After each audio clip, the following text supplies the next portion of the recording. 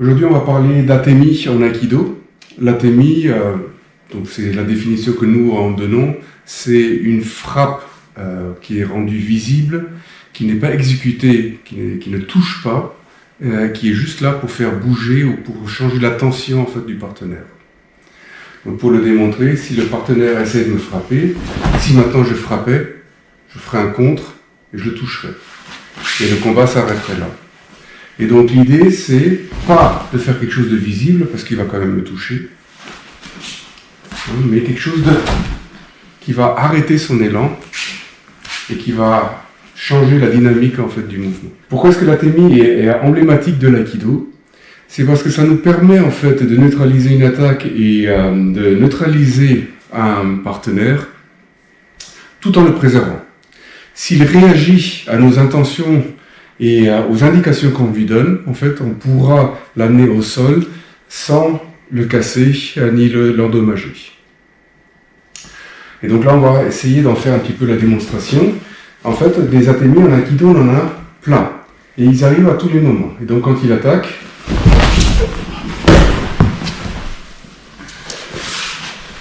ça permet en fait de ralentir l'attaque et de la dévier. Donc si on le montre doucement, la première chose qui se passe, il attaque ici, sur le côté.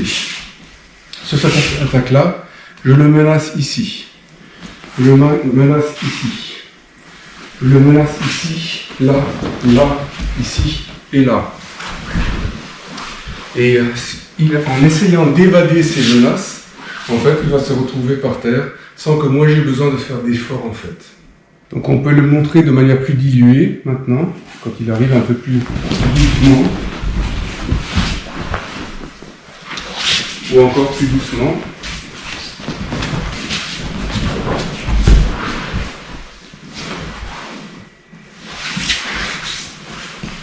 Évidemment, cela présuppose que le partenaire est capable de lire les menaces représentées par l'atemi. Si le partenaire n'en est pas capable, en fait, ça va s'arrêter parce que du coup, moi, en tant que tori, en tant que pratiquant d'aïkido, en cas d'agression réelle, je serai obligé de porter ma frappe. Et donc, quand il arrive et qu'il ignore ma frappe, ici, je porte ma frappe.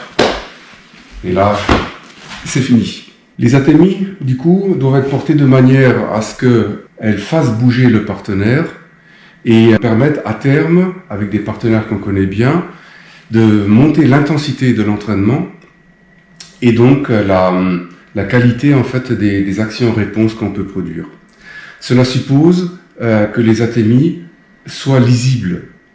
Si maintenant il attaque et que à chaque fois je le touche, en fait ça ce n'est pas un atemi. L'atemi en fait il doit refléter une intention. Et cette intention-là, au début, il faut que je fasse des grands gestes, très violents, pour le forcer à réagir. Mais à terme, en fait, des petits gestes suffisent. Donc vous avez vu qu'il a interrompu son attaque, parce qu'il a ressenti en fait l'attaque, mon atemi, avant même que je le concrétise. Et donc, c'est ces atemis quasi invisibles qui vont nous permettre de travailler, donc vraiment de manière plus fluide, un peu plus réaliste, avec plus de stress, pour pouvoir augmenter notre niveau à tous les deux. Et donc à chaque fois, il faut que les attemis soient perceptibles, mais permettent ici d'arrêter le partenaire sans que moi je fasse de grands mouvements. Donc juste pour rappel, en fait, l'atemi, souvent comme on le voit en Aikido, en fait, il est exécuté sans contrepartie du partenaire. Et du coup, on peut voir des choses comme ça. Donc déjà là, je touche et je suis rentré. Mais sur quelqu'un de plus aguerri, regardez ce que ça va faire. Ça va être assez contre-productif. Et donc là, il faut absolument que l'atemi soit intense et dirigée.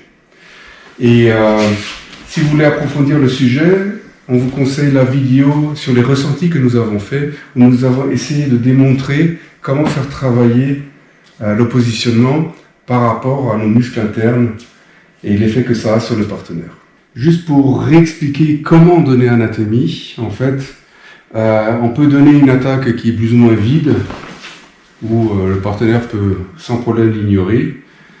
On peut travailler vraiment, reculer les épaules, travailler le relâchement et démarrer de manière la plus discrète possible, jusqu'à arriver à quelque chose qui commence à ressembler à une frappe.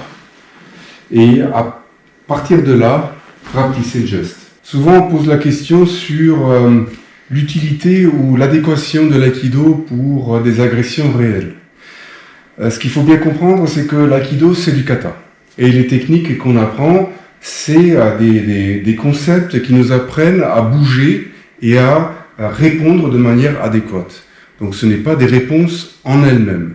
Par contre, les concepts, on peut très bien les utiliser. Et les atemis font parfaitement écho à cela, dans le sens où si lui m'agresse, c'est vraiment avec mes atemis que je vais le placer. Et donc s'il arrive et qu'il enchaîne les actions, je ne vais pas pouvoir sortir des techniques percées, mais en utilisant la logique de l'aïkido, je vais pouvoir rester et garder mon intégrité.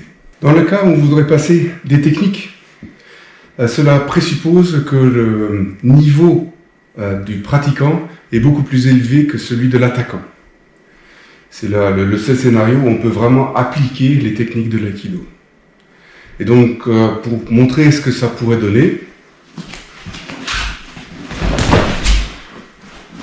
vous avez vu, là je touche. Donc, deuxième essai.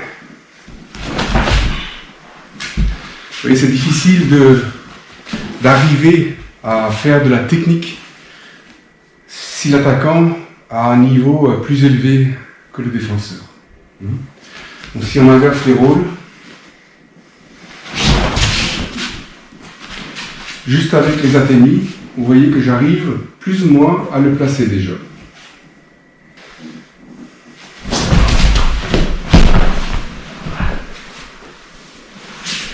Donc, avec une très très bonne lecture du partenaire à un niveau supérieur, on a éventuellement une chance de placer une technique. Pour résumer, les atemis ne sont pas là pour toucher, mais sont la concrétisation de notre intention.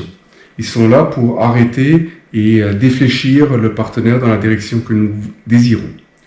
Et pour cela, on peut les travailler, il faut les travailler de manière très très intense, mais sans toucher le partenaire.